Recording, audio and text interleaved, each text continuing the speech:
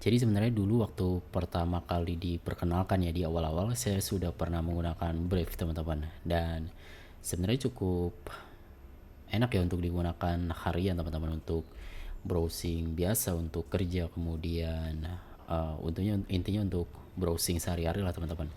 Tapi semakin kesini semakin banyak fitur yang ditambahkan ke Brave ya, yang sebenarnya fitur-fitur itu tuh tidak semua orang menggunakannya. Mulai dari apa ya, banyak sih sebenarnya teman-teman, dan malah jadi sama sama bloatnya ya dengan Microsoft Edge ataupun Google Chrome teman-teman. Nah, beberapa waktu belakangan ini mereka si Brave ini merilis satu browser baru teman-teman, atau bisa dibilang varian ya, varian dari Brave, yaitu Brave Origin. Ini bisa kalian dapatkan di brave.com/origin. Jadi apa itu Brave Origin dan apa bedanya dengan Brave biasa? Nah, di sini saya juga akan langsung coba ya. Nanti kita akan coba cari tahu sama-sama teman-teman. Streamline, a minimalist browser that lets you manage or totally remove feature found in a free version of Brave. Oke, jadi nanti si Brave Origin ini mengedepankan minimalis ya teman-teman. Jadi tidak banyak fitur-fitur yang ada di Brave versi biasa. Jadi cuma fitur-fitur esensialnya aja mungkin ya. Lalu fast and private, ini kita sudah sering dengar ya.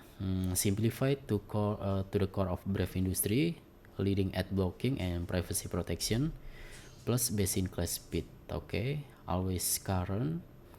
Jadi regular update with the same fixed Chromium page and security and privacy improvements sent to Brave other release.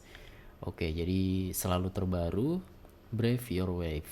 Use Brave Origin as standalone app with no extra feature, or upgrade the existing Brave app on your device and toggle feature on off as you wish. Oke, jadi ini bisa kita gunakan bersama dengan Brave yang versi biasa teman-teman, Brave Origin ini ya. Kemudian ini ada beberapa perbedaannya dengan yang versi biasa. Nah, ini yang paling mungkin bisa dibilang kontroversial mungkin, atau menjadi bahan perbincangan, itu adalah browser ini tidak gratis teman-teman, tapi berbayar ya. Dan harganya juga tidak tanggung-tanggung loh untuk sebuah browser ya. $60 teman-teman. Dan ini satu kali bayar dan nanti tertaut ke akun kalian ya. Dan yang paling menarik adalah Brave Origin ini tersedia gratis untuk pengguna Linux teman-teman. Jadi kalian bisa lihat di sini cuma pengguna Linux yang bisa menggunakan Brave Origin secara gratis ya. Untuk pengguna Windows dan Mac, mereka harus membayar biaya lisensi yang tadi ya, yang $60 teman-teman. Rilis. Nah, ini dia. Kita coba cari, karena saya menggunakan Ubuntu, kita pakai ini ya. Langsung kita enter, kita masukkan password. Kita tunggu sampai dia selesai menginstal si Brave Origin ya. Dan selain bisa digunakan secara gratis di Linux, kalau kalian pengguna Linux dan bersedia untuk membayar 60 USD, kalian juga tetap bisa beli teman-teman. Oke, ini sudah selesai. Sekarang kita coba buka. Ini adalah Brave Origin tampilan awalnya teman-teman. Brave Origin, thanks for installing Brave Origin, a version of the browser for user who don't need all the feature that support Brave as a business, but still want the privacy that only Brave offers. Oke, kita klik proceed with Origin for free on Linux. Ini dia tampilan dari Brave Origin teman-teman di Linux ya. Kita coba ini tampilan awalnya. Privacy by default, get Brave protection on every link you click. Just set Brave as default and browse privately. Ini kita skip dulu. Dan saya lebih suka logo Brave Origin ya jika dibandingkan dengan Brave yang biasa teman-teman. Ini kita bisa import setting juga, mulai dari bookmark, extension dan lain-lain ya. Ini kita skip juga. Kita klik finish. Dan ini dia Brave Origin teman-teman. Tampilannya jauh lebih simple, tidak ada fitur-fitur bloatnya ya, seperti wallet crypto, AI, dan lain-lain teman-teman. Kita akan coba kunjungi sebuah situs ya. Ya, ini dia. Fitur yang dibawa paling dari Brave sebelumnya itu paling cuma ini ya, Brave Shield-nya teman-teman, yang berfungsi untuk memblokir iklan ya. Dan ini dia Brave Origin teman-teman, yang bisa digunakan secara gratis oleh pengguna Linux atau bisa dibeli seharga 60 USD ya. Harga yang sangat-sangat mahal ya untuk sebuah browser menurut saya. Kita coba explore fitur-fiturnya teman-teman. Ini ada pencarian tab sama seperti di Google Chrome. Lalu ada reading list. Sekali lagi ini juga sama seperti di Google Chrome karena memang Brave Origin ini juga berbasis Chromium ya teman-teman.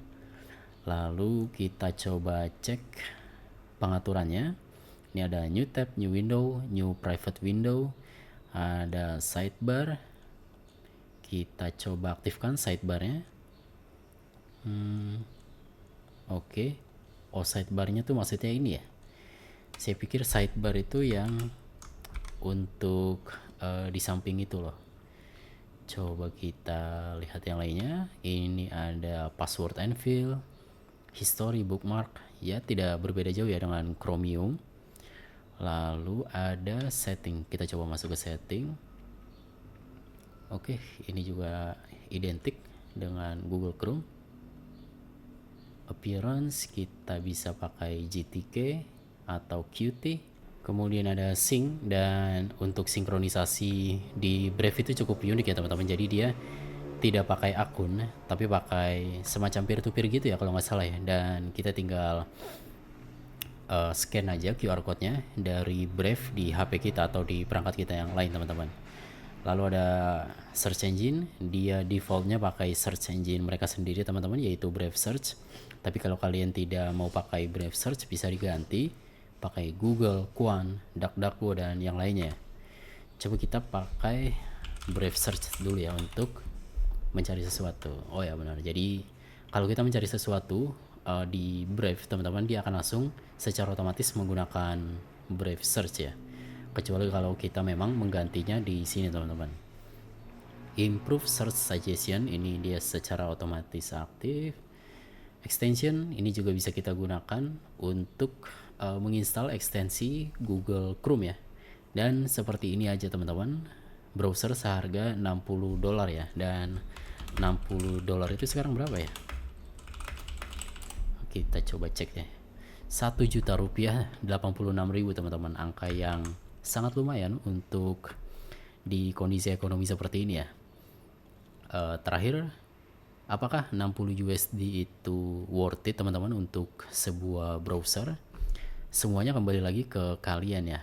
Kalau kalian memang ingin mendukung pengembangan dari Brave, ini bisa menjadi salah satu yang bisa kalian lakukan teman-teman. Jadi kalian beli produknya sehingga si perusahaannya bisa mendapatkan pemasukan dan bisa menggunakannya untuk kembali mengembangkan software yang kalian gunakan ya. Tapi untuk saya sendiri sih sangat tidak worth it ya. 60 USD atau 1 juta rupiah di kondisi ekonomi saat ini mau cari di mana gitu. Dan masih banyak sih browser yang bisa kita gunakan ya alih-alih membayar 1 juta rupiah.